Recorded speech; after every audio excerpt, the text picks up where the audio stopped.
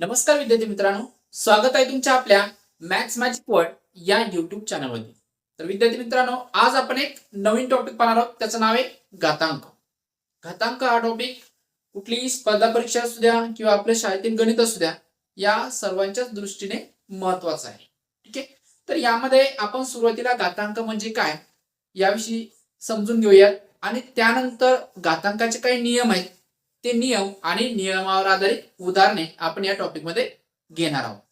तर या ठिकाणी सुरुवातीला आपण घातांक म्हणजे काय ही कन्सेप्ट समजून घेऊ आणि नंतरच घातांकाचे नियम काय ते पाहूयात. आता सुरुवातीला बघा, घातांक म्हणजे नेमकं काय. आता इथे समजा मी एक संख्या लिहिली 5चा घातांक 4. आता 5चा घातांक याला म्हणतो कसं आपण 5चा घातांक 4 किंवा 5चा घात 4 असे सुद्धा म्हणतात. मग या ठिकाणी 5 काय असणार आहे, 5 हा पाया असणार आहे, बरोबर आहे. आणि 4 काय असणार आहे, घात म्हणा किंवा घातांक म्हणा. ठीक आहे, या संख्येचा घातांक. तर या ठिकाणी जो कुठला पाया असणार आहे आणि त्याला जो काही घातांक असणार आहे, म्हणजे याचा अर्थ काय होतोय की तुम्हाला हा जो पाया दिलेला आहे आणि हा जो घातांक दर्शवणार आहे की तो जो पाया दिलेला आहे तो किती वेळेस गुणाकारामध्ये घ्यायचा आहे. तर इथे बघा 5चा घातांक 4 म्हणजेच काय, 5 ही संख्या तुम्हाला 4 वेळेस घ्यायची गुणाकाराच्या स्वरूपामध्ये, असा त्याचा अर्थ होत असतो. म्हणजे इथे बघा 5 गुणेला 5 गुणेला 5 गुणेला 5 या पद्धतीने. तर या ठिकाणी 5 ही संख्या 4 वेळेस आलेली, 1 2 3 4 आणि यांच्यामध्ये काय गुणाकार आहे. तर एकंदरीत कुठली संख्या असू द्या, त्या संख्येचा जो काही घात असणार आहे तो घात ठरवणार की ती संख्या किती वेळेस तुम्हाला गुणाकारामध्ये घ्यायची. तर या ठिकाणी 5चा घातांक 4 आहे, म्हणजेच याचा अर्थ की तुम्हाला 5 ही संख्या 4 वेळेस गुणाकाराच्या स्वरूपामध्ये ते घ्यायची, असा त्याचा अर्थ होतोय. ठीक आहे. मग अजून एक दुसरं उदाहरण पहा. समजा मी इथे 7चा घातांक 5 लिहिलं. मग इथे काय होणार आहे, पाया किती आहे, 7 आहे आणि घातांक त्याचा किती आहे, 5 आहे. म्हणजे तुम्हाला 7 ही संख्या 5 वेळेस घ्यायची गुणाकाराच्या स्वरूपामध्ये. 7 गुणेला 7 गुणेला 7 गुणेला 7 गुणेला 7. तर 7 ही संख्या आपण इथे गुणाकाराच्या स्वरूपामध्ये घेतली आणि किती वेळेस घेतली, 1 2 3 4 5 वेळेस. कारण त्याचा घात किती आहे, 5 दिलेला आहे म्हणून 5 वेळेस घेतलेली. तर अशा पद्धतीने ही जी संख्या तुम्हाला दिलेली असते त्याला हे झालं घातांकित स्वरूप. त्या संख्येचं घातांकित स्वरूप असं सुद्धा आपण त्याला म्हणू शकतो. तर या संख्येला या पद्धतीने आपण लिहित असतो. ठीक आहे. तर आता याच्या उलट असं जर असेल तर असं सुद्धा आपल्याला लिहिता येतं. तर पाहिजे समजा मी इथं जर घेतलं 3 गुणेला 3 गुणेला 3 गुणेला 3. आता 3 ही संख्या मी गुणाकारात घेतली किती वेळेस, 4 वेळेस. तर या ठिकाणी बघा, मग हा झाला पाया. हा काय असणार आहे, पाया. एक विशिष्ट संख्या परत आहे, परत परत घेतोय आपण गुणाकाराच्या स्वरूपामध्ये. मग मी 3 इथे लिहून घेतलेत. 3 हे किती वेळेस रिपीट झालेले, 1 2 3 4 वेळेस. किती वेळेस, 4 वेळेस. तर तुम्हाला याचा घातांक किती ठेवायचा आहे, 4 ठेवायचा आहे. पण कंडिशन काय, या सर्व संख्या गुणाकाराच्या स्वरूपात असायला पाहिजे आणि सर्वच्या सर्व सारख्याच असायला पाहिजे. तर इथे बघा 3 सर्व ठिकाणी 3च आहे आणि सर्वच्या सर्व गुणाकारात आहे. मग 3 ही संख्या आपण इथे लिहून घेतली आणि जेवढ्या वेळेस ती संख्या आलेली असेल तो घात तुम्हाला त्या संख्येला द्यायचा आहे. आता हे झालं धनसंख्या. जर ऋण असेल तर मग इथे बघा -2 घेतलेत आपण. -2 गुणेला -2 गुणेला -2 गुणेला -2 गुणेला -2. आता या ठिकाणी बघा पाया -2 आहे आणि सर्व ठिकाणी या सर्व संख्या सारख्याच आहे आणि गुणाकाराच्या स्वरूपामध्ये आहे. ठीक आहे. म्हणजेच -2 ही संख्या आपण इथे लिहून घेणार. आता या ठिकाणी बघा ही -2 ही संख्या किती वेळेस आलेली आहे, 1 2 3 4 5, एकूण 5 वेळेस. तर या संख्येचा घात किती असणार आहे, 5. मग कसं म्हणणार, -2चा घात किंवा -2चा घातांक 5 या पद्धतीने आपण त्याला बोलणार आहोत. ठीक आहे. तर अशा पद्धतीने जर संख्या गुणाकाराच्या स्वरूपात दिलेल्या असतील, पण कशा, त्या सर्व संख्या सारख्याच असायला पाहिजे, म्हणजे त्यांचा बेस समान असायला पाहिजे आणि सर्वच्या सर्व गुणाकाराच्या स्वरूपात असायला पाहिजे, तर आपण त्याला घातांकित स्वरूपात लिहू शकतो. त्याच्या उलट त्याचं घातांकित रूप दिलेलं असेल तर त्याला या पद्धतीने आपल्याला लिहिता येतं. तर हा झाला घातांकाचा कन्सेप्ट एकंदरीत. तर अशा पद्धतीच्या संख्या तुम्हाला इथे पाहायला मिळणार आहेत. तर आता या संबंधित काही उदाहरणे बनतात, मग त्याच्याशी काही संबंधित नियम सुद्धा आहेत. तर आपण प्रत्येक नियम इथे पाहणार आहोत आणि त्यावर आधारित काही उदाहरणे सुद्धा इथे घेणार आहोत. आता यानंतर आपण घातांकाचे नियम काय ते समजून घेऊया. तर सुरुवातीला पहिला नियम बघा काय, तर ए चा घातांक m गुणिला ए चा घातांक n बरोबर ए चा घातांक m अधिक n. आता इथे a m n अशी आपण अल्फाबेट वापरलेले, तर म्हणजे यांच्या ठिकाणी काहीतरी संख्या असणार आहे. आता या ठिकाणी लक्ष द्या, ए चा घातांक m आहे म्हणजे a सर्व ठिकाणी a दिसतोय तुम्हाला, म्हणजे याचा अर्थ काय, आता इथे सुरुवातीला जी डावी बाजू तीच बघा फक्त, ए चा घातांक m गुणिला ए चा घातांक n. आता हा तुमचा पाया आहे, हा काय पाया, बरोबर आहे. आणि m आणि n हे काय घातांक आहे त्या संख्येचे, आणि दोन्ही पण संख्या गुणाकाराच्या स्वरूपामध्ये. तर बघा, ज्यावेळेस पाया समान असेल, लक्ष द्या, पाया समान असेल आणि त्यांचा घातांक कुठलाही असू द्या, ठीक आहे, पाया समान असेल आणि ते गुणाकारामध्ये असतील, पाया समान आणि त्या संख्या गुणाकाराच्या स्वरूपामध्ये असतील, तर त्यांच्या घातांकाची बेरीज होते. पाया तोच राहणार आहे, पाया तोच राहतोय आणि त्यांच्या घातांकाची काय होते, बेरीज होते. पण केव्हा, ते दोघांचा पाया समान पाहिजे आणि गुणाकाराच्या स्वरूपामध्ये. उदाहरण पाहिजे, 3 चा घातांक 3 गुणिला 3 चा घातांक 4. या ठिकाणी पाया समान आहे, मग पाया इथे आपण लिहून घेणार.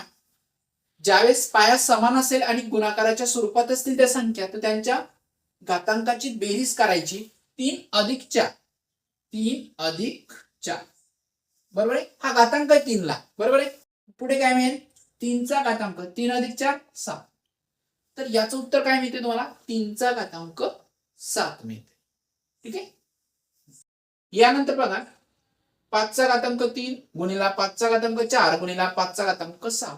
सर्वच्या सर्व संख्या गुणाकाराच्या स्वरूपामध्ये आणि सर्वांचा पाया समान आहे, पाया समान आहे. तर हा जो नियम आहे, हे फक्त इथे दोनच संख्या आपण घेतलेल्या आहेत. मग यामध्ये दोनच संख्या असतील का, नाही, दोन पेक्षा जास्त पण असू शकतात, पण कशा पाहिजे, गुणाकाराच्या स्वरूपामध्ये. मग या ठिकाणी आपण 2 घेतले होते, इथे काय केलं आपण 3 घेतल्या. 3 पेक्षा जास्त घेऊ शकता तुम्ही, असं काही नाही की 2च पाहिजे 3च पाहिजे, याच्यापेक्षा जास्त असू शकतात. मग या सर्वच्या सर्व संख्या गुणाकाराच्या स्वरूपात आहे आणि सर्वांचा पाया समान आहे. मग पाया समान आहे म्हटल्यावर त्यांचे जे काही घातांक असतील, घात असतील, त्यांची आपण बेरीज करू शकतो. तर या पद्धतीने पाया किती आपला 5 आहे आणि घात काय 3 4 6, 3 अधिक 4 अधिक 6, बरोबर आहे. तर 5 चा घातांक किती मिळतोय, 3 आणि 4 7, 7 आणि 6 किती देतात 13. तिथे उत्तर काय मिळणार आहे, 5 चा घातांक 13. तर या पद्धतीने ही उदाहरणे आपल्याला इथे सोडवायची. यानंतर अजून थोडे एक्झाम्पल बघूया. तर पाहिजे 3 नंबरचं उदाहरण, -2 चा घातांक 3 गुणिला -2 चा घातांक 2. आता या ठिकाणी पहा, दोन्ही संख्या गुणाकाराच्या स्वरूपात आहे, दोघांचा पाया समान आहे, तर इथे घातांकाची आपण बेरीज करू शकतो. तर पाहिजे -2 याचा घातांक काय असणार आहे, 3 अधिक 2, 3 अधिक 2. या पद्धतीने काय मिळेल, -2 चा घातांक 3 अधिक 2 5.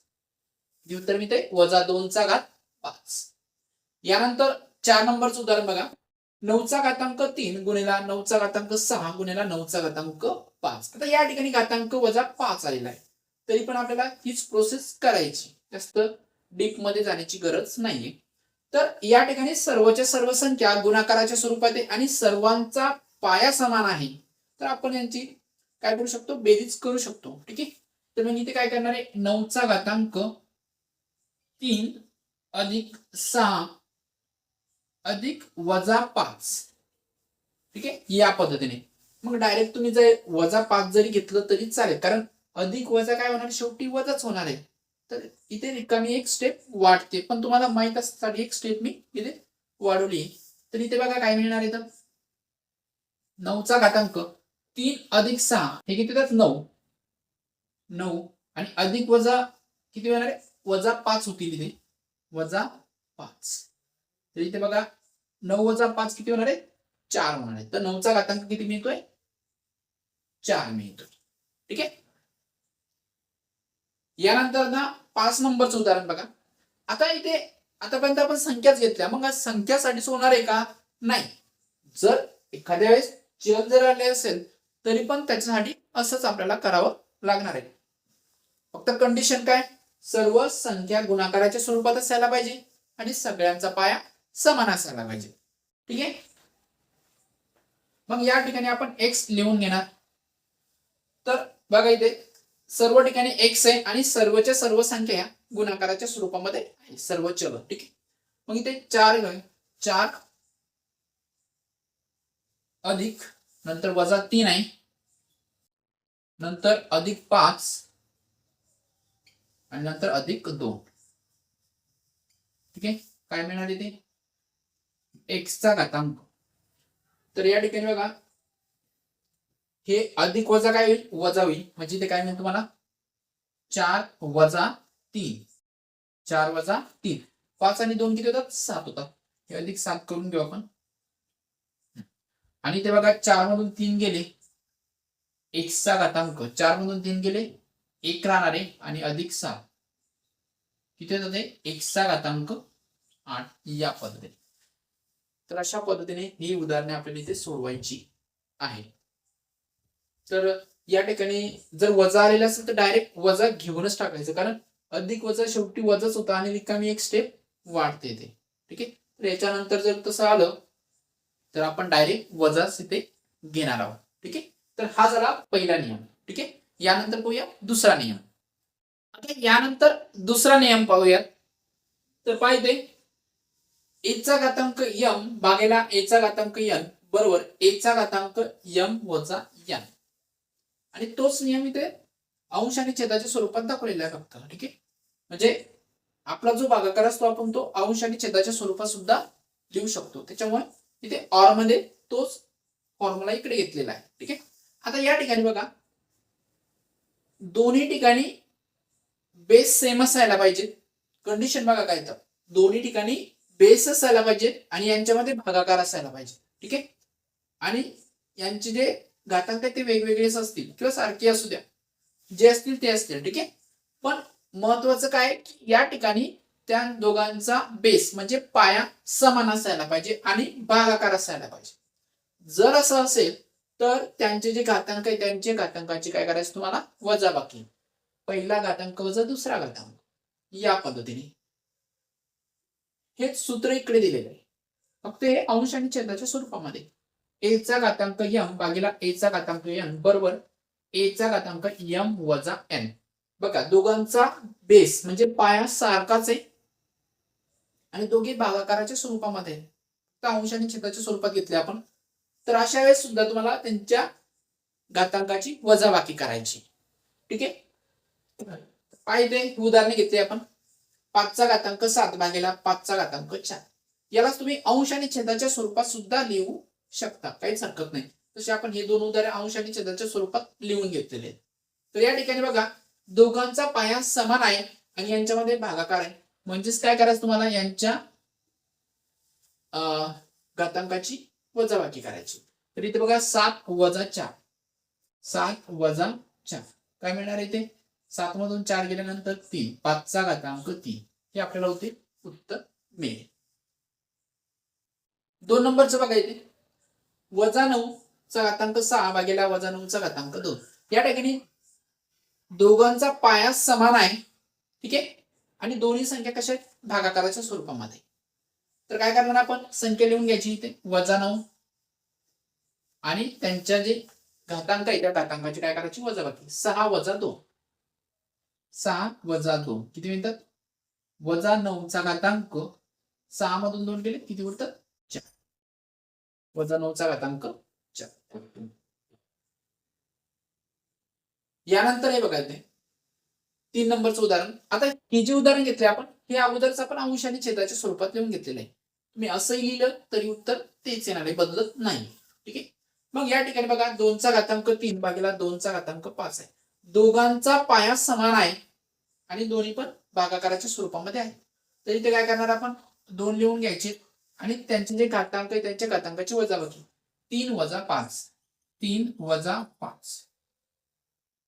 आता या ठिकाणी बघा 3 मधून 5 जात नाही, तर मग 5 मधून 3 वजा करणार आपण. मग 5 मधून 3 वजा झाल्यानंतर उत्तर काय येणार आहे वजा 2, कारण मोठ्या संख्येचं चिन्ह इथे येणार आहे. इथे उत्तर काय आहे 2चा घातांक वजा 2. आता या ठिकाणी घातांक कसा आलाय ऋण संख्या निगेटिव्ह आलेला आहे.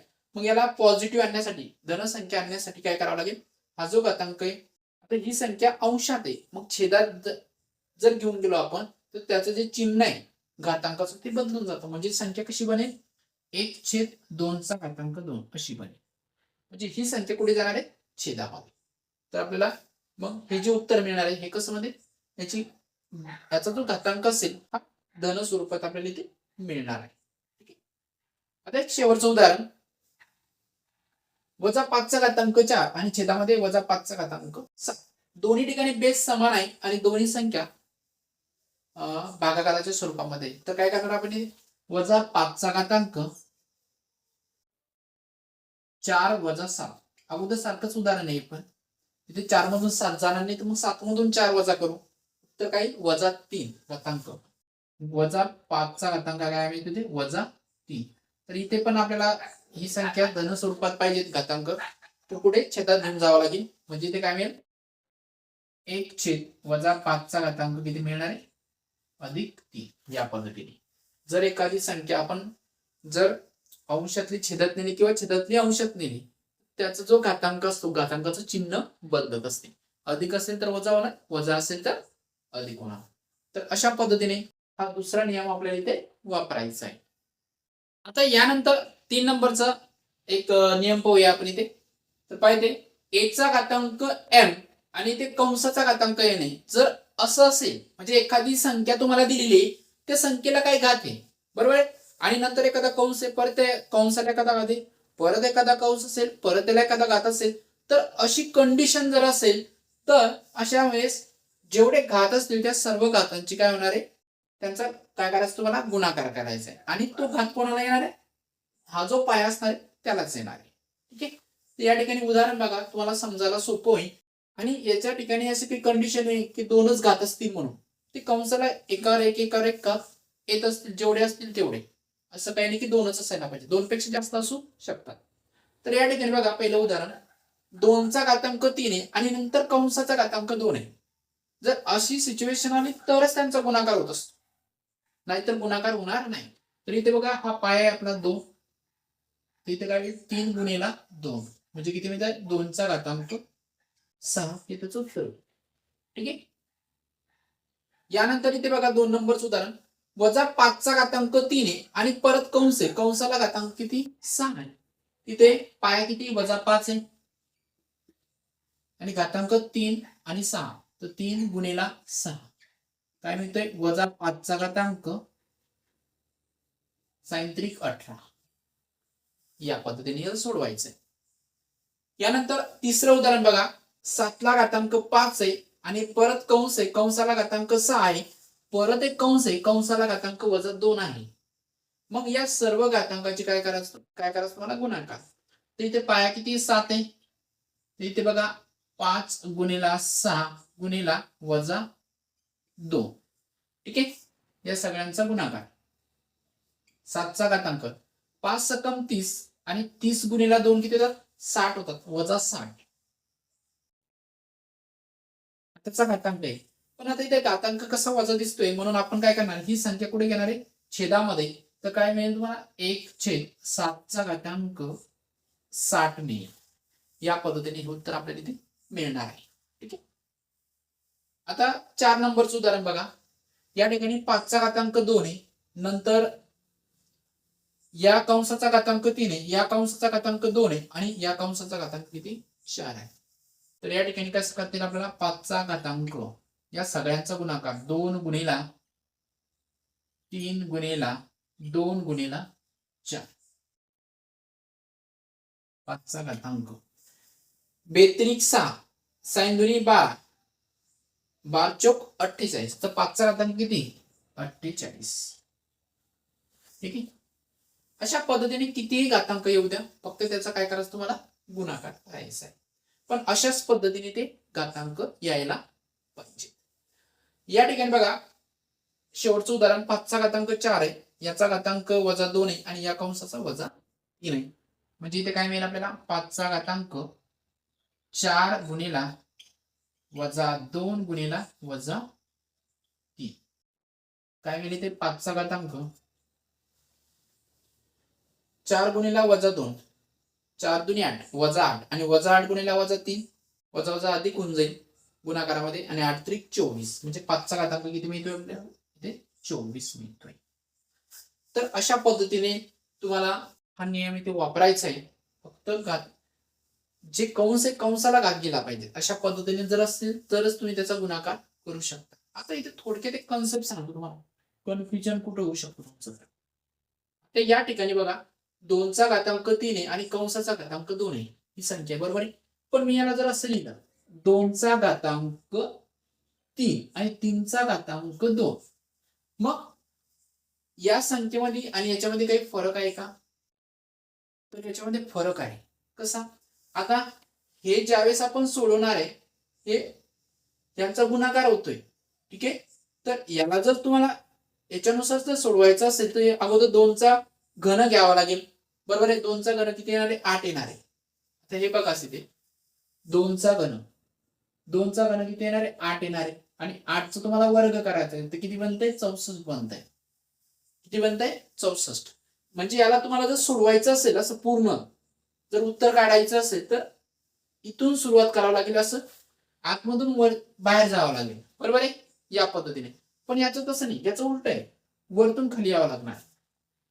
म्हणजे इथे तुम्ही काय करणार आहे, इथे बघा हा जो घात आहे हा कोणाला 3 ला आहे, कोणाला 3 ला आहे आणि 2 ला घात हा 3 आहे. पण इथे तसं नव्हतं, हा जो 2 घात आहे कोणाला आहे हा 2चा घातांक 3, ही जी पूर्ण संख्या होती याला तो घात आहे. एवढा फरक आहे दोघांमध्ये. तर इथे बघा 3चा घातांक 9, बरोबर आहे. मग हे काय मिळेल तुम्हाला 3चा घातांक 2 म्हणजेच किती 3चा वर्ग होते म्हणजे ते 9 असणार आहे. म्हणजे 2चा घातांक किती होणार आहे ते 9 आणि 2चा घातांक 9 म्हणजे येतात ही संख्या याच्यापेक्षा वेगळीच असणार आहे, कारण 2 हे 9 वेळेस गुणाकारात येते, ठीक आहे. त्यावेळेस तुम्हाला हे उत्तर इथे मिळणार आहे. तर ह्या ज्या दोन्ही संख्या येतात त्या कशा असतात वेगवेगळ्या आहेत, हे सारखे नाही, ठीक आहे. हा कन्सेप्ट तुम्हाला एवढं सांगायचं होता. तर आज आपण 3 नियम पाहिलेले, ठीक आहे, आणि त्या संबंधित काही उदाहरणे पाहिलेली. उर्वरित जे नियम असणार ते आपण पुढील व्हिडिओमध्ये पाहणार आहोत.